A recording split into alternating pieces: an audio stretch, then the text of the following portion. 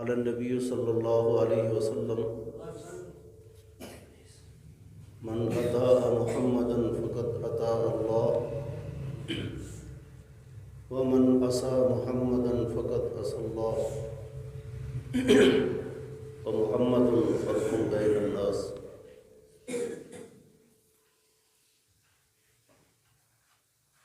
اللہ رب العزت کا بے پایا فضل و کرم ہے، جس مالک الملک نے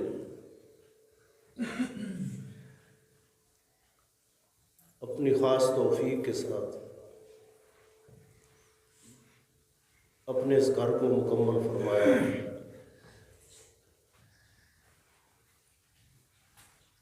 میری اور آپ کی ہدایت اور رشد کا ذریعہ بھی بنایا۔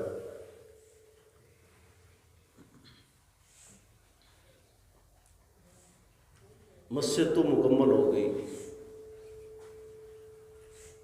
میری اور آپ کی یہ ذمہ داری ہے، ہم اللہ کے اس گھر کی آبادی کے لیے دن رات کوشش کریں۔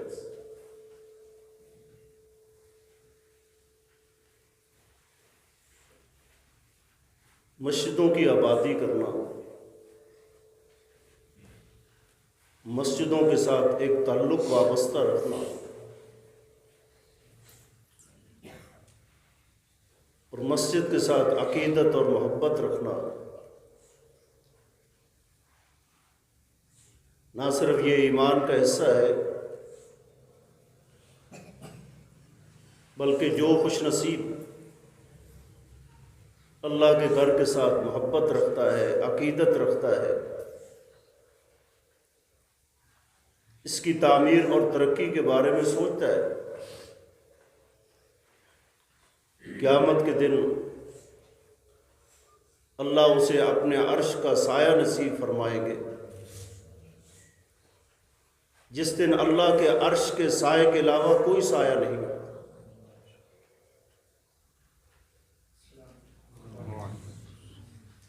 مسند احمد کی حدیث ہے، جن لوگوں نے مسجدوں کی اہمیت سمجھی، مسجدوں کے ساتھ ایک تعلق کی اہمیت کا ادراک کیا، آئے ان کی زندگیاں کیسے گزری۔ مسند احمد کی حدیث ہے، امام ابو عبد الرحمن السلمی رحمہ اللہ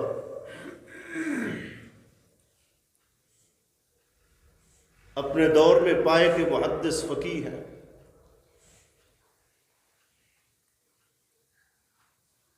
آخری عمر ہے اور آپ بیمار ہو گئے۔ گھر والوں نے خدمت کے لیے اور ان کی دیکھ بھال کے لیے گھر کے اندر تمام تر بندوبست کر لیے،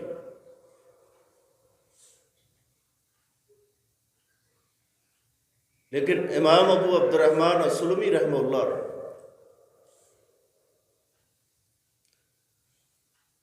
جب نماز کا وقت ہوا کہا مجھے مسجد کے اندر لے جائیں، بلکہ ایک روایت کے مطابق تو صبح کی نماز پڑھی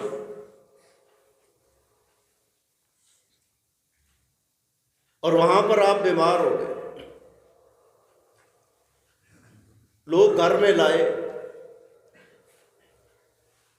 لیکن گھر کا سکون اچھا نہیں محسوس ہو رہا، کہا مجھے اللہ کے گھر میں لے جائیں۔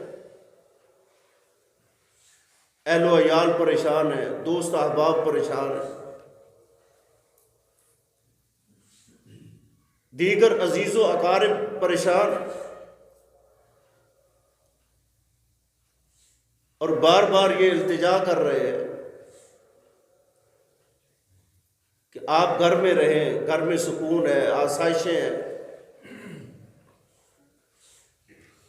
یہاں آرام کے سارے وسائل موجود ہیں، لیکن امام ابو عبد الرحمن السلمی رحمہ اللہ کہتے ہیں مجھے اللہ کے گھر میں لے جائیں۔ ایک سائل کے استفسار پہ ارشاد فرمایا، کیونکہ میں نے نبی کریم صلی اللہ علیہ وسلم کی حدیث پڑھی، آپ نے ارشاد فرمایا جو شخص مسجد کے اندر بیٹھ کر نماز کا انتظار کرتا ہے کأنہ فی الصلاۃ، ایک نماز کے منتظر کو، انتظار کرنے والوں کو اللہ اجر و ثواب اتنا ہی نصیب فرماتے ہیں جتنا ایک مسجد کے اندر کھڑے ہو کر ایک شخص نماز پڑھ رہا ہو۔ آپ گھر میں بھی بیٹھے رہتے ہیں، وقت تو آپ وہاں پر بھی گزار لیں گے، لیکن اگر اللہ کے گھر میں آئیں، نماز کا انتظار کریں، ایک فائدہ تو یہاں بیٹھنے کا یہ ہے آپ کو اللہ اتنا ہی اجر و ثواب نصیب فرمائیں گے جتنا ایک نمازی اللہ کے گھر میں کھڑے ہو کر نماز پڑھ رہا ہوتا۔ امام ابو عبد الرحمن السلمی رحمہ اللہ کی خواہش ہے کہ میں نماز کا انتظار کر رہا ہوں اور اسی اثناء کے اندر میری روح قفس سے انسری سے پرواز کر جائے، مجھے اللہ موت نصیب فرما دے اور قیامت کے دن مجھے نماز کے انتظار کرنے والوں میں سے اٹھایا جائے کأنہ فی الصلاۃ، گویا کہ میں نماز ہی پڑھ رہا تھا۔ آج لوگ بیمار ہو جاتے ہیں، معمولی سی تکلیف ہو جاتی ہے، مسجد سے چھٹی لے لیتے ہیں، مسجد چھوڑ دیتے ہیں۔ کبھی آپ نے دیکھا ایک شخص بیمار بھی ہے لیکن دکان پہ نہ جائے، دکان پہ جائے گا، دفتر میں جائے گا، ایک بچہ بیمار ہونے کے باوجود سکول جائے گا، لیکن اگر معمولی سی تکلیف ہے، معمولی سی بیماری ہے، اللہ کا گھر چھوڑ دے گا، اللہ کے گھر میں نہیں آئے گا، یہاں سے رخصت مل جائے گی۔ آج جو مسلمان تھے، جو کلمہ لا الہ الا اللہ پڑھنے والے تھے، ان کے حالات یہ نہیں تھے۔ ان کی حالت کیسی بھی ہوتی، کتنے بھی معذور ہو جاتے، اللہ کے گھر میں تب بھی آیا کرتے تھے۔ آئیے کتاب الزہد کے اندر اور دیگر کئی کتب کے اندر محدث ربیع رحمہ اللہ کا یہ واقعہ موجود ہے۔ آپ کو فالج گر گیا، آپ معذور ہو گئے، جسم حرکت چھوڑ گیا، لوگ پریشان حال ہیں، نہ بیٹھنے کے قابل، نہ لیٹنے کے قابل، نہ ہاتھ حرکت کر سکے، نہ پاؤں حرکت کر سکے، جسم مفلوج ہو گیا۔ فلوج ہونے کے بعد جب پہلی اذان ہوئی، مؤذن نے نماز کے لیے مسجد سے اذان دی، کہا حی علی الصلاۃ حی علی الفلاح، نماز کی طرف آ جائیں، کامیابی کی طرف آ جائیں۔ اس مومن مسلمان محدث رحمہ اللہ نے کیا کہا مجھے اللہ کے گھر لے جائیں۔ لوگوں نے کہا آپ مفلوج ہیں، معذور ہیں، آپ تکلیف کے اندر مبتلا ہیں، آپ کا جسم حرکت نہیں کر سکتا، وقت رخص لک، آپ کو تو رخصت دی گئی ہے، شریعت آپ کو اجازت دیتی ہے، رخصت دیتی ہے، آپ گھر میں یہاں اشارے سے نماز پڑھیں۔ کہا نہیں، میری چارپائی اللہ کے گھر میں لے جاؤ۔ اگر قیامت کے دن مجھ سے یہ پوچھ لیا گیا کہ ربی جب مؤذن کی آواز تمہارے کان میں پڑی حی علی الصلاۃ حی علی الفلاح، تو اللہ کے گھر میں کیوں نہیں آئے؟ یہ مفلوج آدمی ہے جس پر فالج گر گیا ہے، جسم حرکت بھی نہیں کر سکتا، اس کے باوجود یہ تڑپ ہے، جنون ہے، یہ خوف ہے کہ قیامت کے دن اگر میرے اللہ نے مجھ سے اس اذان کے ان لفظوں کے بارے میں پوچھ لیا، قیامت کے دن اللہ کے سامنے کھڑے ہو کر کیا جواب دیں؟ یہ پریشانی آج ہمیں بھی کبھی لاحق ہوئی، ہم بھی کبھی پریشان ہوئے۔ مسجد 5 وقت کہتا ہے حی علی الصلاح حی علی الفلاح، لوگوں کامیابی کی طرف آ جاؤ، نماز کی طرف آ جاؤ، اللہ کے گھر کی طرف آ جاؤ۔ کبھی ہم بھی پریشان ہوئے، اگر کوئی گپ شپ کے اندر مشغول ہے تو اسی طرح گپ شپ لگا رہا، اگر کوئی کاروبار میں مصروف ہے وہ اسی طرح مصروف رہے گا۔ کوئی دکاندار دکان چھوڑنے کے لیے تیار نہیں، کوئی دفتر والا دفتر سے اٹھنے کے لیے تیار نہیں۔ اگر کوئی گھر میں گپ شپ کے اندر مشغول اور مصروف ہے تو وہ گھر میں گپ شپ چھوڑنے کے لیے تیار نہیں۔ ہماری تو ساری زندگی نمازیں رہ جاتی ہیں، کبھی پریشان ہی نہیں۔ آئیے شعب الایمان کے اندر امام بہقی رحمہ اللہ نے بڑا قیمتی واقعہ ذکر کیا، میں صرف اشارہ کرنا چاہوں گا اور آپ کو سمجھانے کے لیے کہ جن لوگوں نے لا الہ الا اللہ پڑھا، نماز کی اہمیت کو کس طرح سمجھا اور اس آوازے کو کس طرح سمجھا جو 5 وقت مسجد سے آواز گونجتی ہے حی علی الصلاح حی علی الفلاح، اس کی قدر کیسے جانی، آج ہم نے کیسے قدر کی اور ان لوگوں نے اس کی قدر کیسے کی۔ امام ابن اسماعیل رحمہ اللہ کو دیکھیں، شعب الایمان کے اندر امام بہقی رحمہ اللہ نے صحیح سند کے ساتھ یہ بات ذکر کی ہے۔ ایک دن مسجد کے اندر آئے، دیکھا جماعت ہو چکی ہے، بڑے پریشان ہو گئے، ان کی زندگی میں کبھی نماز نہیں رہی، آج پہلی دفعہ باجماعت نماز رہ گئی، پریشان ہو گئے۔ ہم اس لیے پریشان نہیں ہوتے کہ ہم نے کبھی باجماعت نماز کا لطف اٹھایا ہی نہیں، سمجھا ہی نہیں ہے۔ ہماری نمازیں رسمی ہے، اگر ہماری نمازیں اسی طرح ہوتی، ان کے اندر وہی روحانیت ہوتی کأنک تراہ فإن لم تکن تراہ فإنہ یراک، جب آپ نماز کے لیے کھڑے ہوں آپ یہ سمجھیں میں گویا کہ اپنے اللہ کو دیکھ رہا۔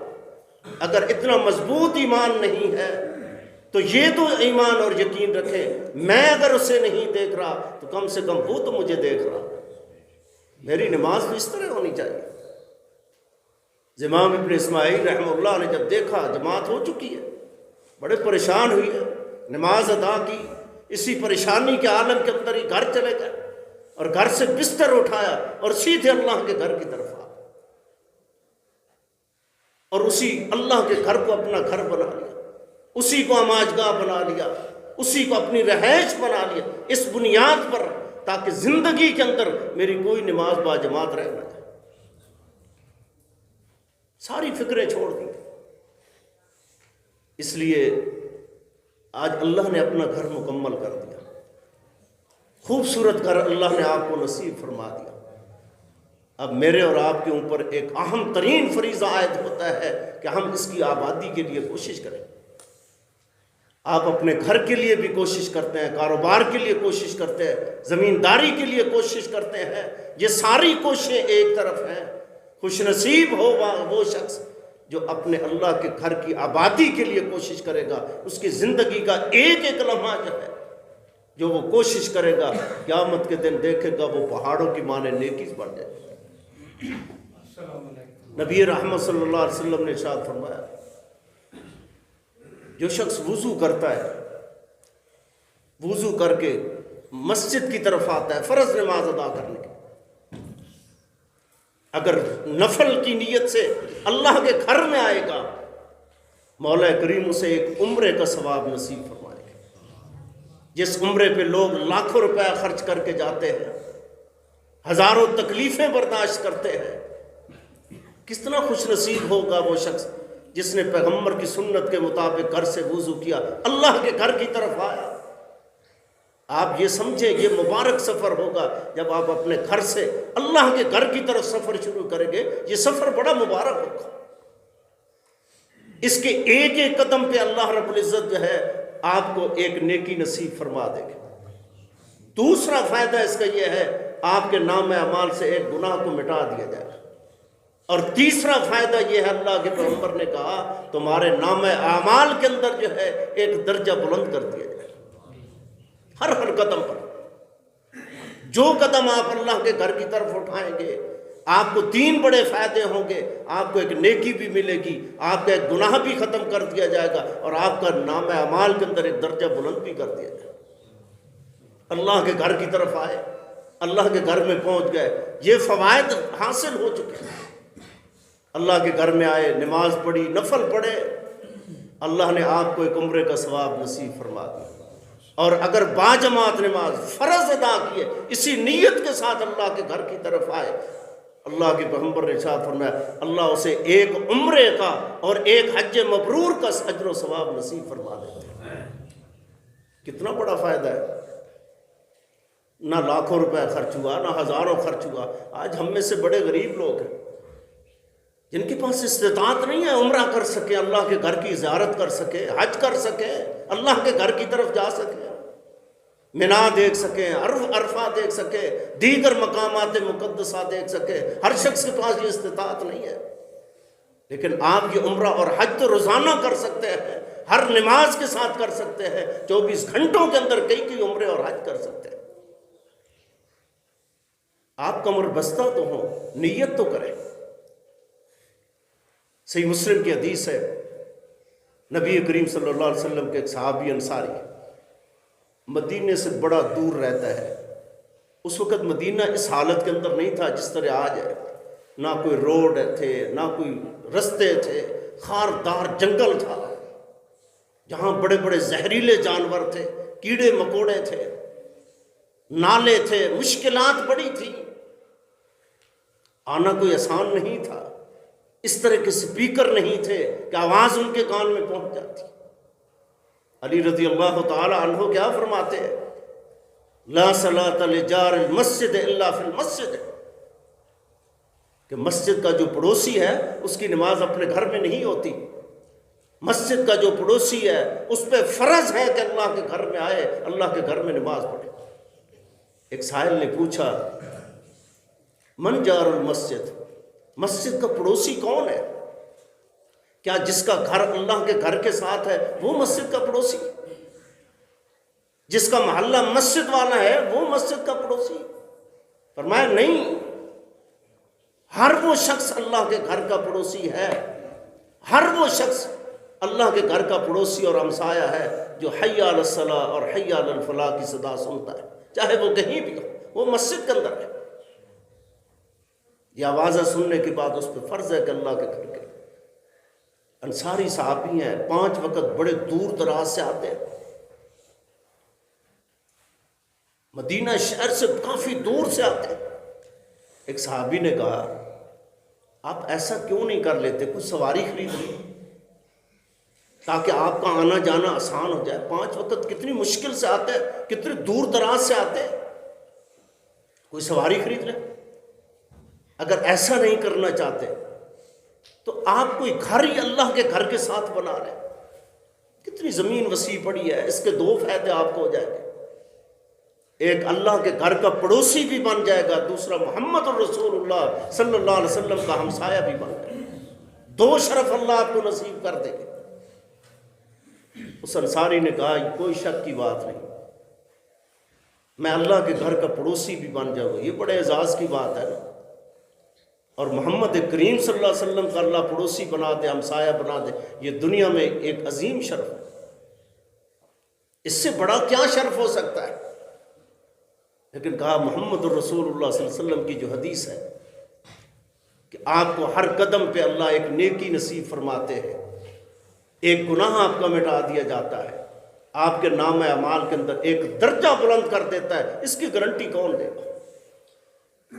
اگر میرا گھر اللہ کے گھر کے ساتھ ہو جائے، محمد کریم صلی اللہ علیہ وسلم کا پڑوسی تو بن جاؤں گا، لیکن ہر قدم پہ جو اللہ کے پیغمبر نے یہ 3 فائدے بتائے ہیں، اس سے دولت سے تو محروم ہو جاؤں گا. یہ جذبہ ہے، یہ جنون ہے. خود بھی اللہ کے گھر کی طرف آئے، اپنی اولادوں کو بھی اللہ کے گھر کی طرف لائے. آپ کی زندگی اگر جہالت کے اندر گزری، لا علمی کے اندر گزری، سستی اور کاہلی کے اندر گزر گئی، اب بھی پریشان ہو جائیں، پچھتاوا پیدا کریں. آخری وقت کے اندر اللہ کے گھر کی آبادی کریں، اس کے اندر زیادہ سے زیادہ وقت گزاریں. مسجد کے اندر آپ کو علم ہے قاری صاحب کا بندوبست کر دیا گیا ہے، آپ کے بچے بھی قرآن پڑھیں گے۔ اگر کوئی نوجوان قرآن پڑھنا چاہے بغیر کسی ہچکچاہٹ کے، شرم و حیا کے، قاری صاحب کے پاس بیٹھ کے قرآن پڑھے۔ اگر کسی نے قرآن پڑھا بھی ہے تو شاید کسی عورت سے پڑھا ہوگا، غلط سلط پڑھا ہوگا، قاری صاحب کے پاس بیٹھ کے اچھا تلفظ پیدا قرآن مجید کو اچھی طرح پڑھنا سیکھے۔ اور اگر کوئی بوڑھا ہے جس نے زندگی میں قرآن نہیں پڑھا، اس دولت سے محروم رہا، آج وہ بھی آئے، قاعدہ پڑھے۔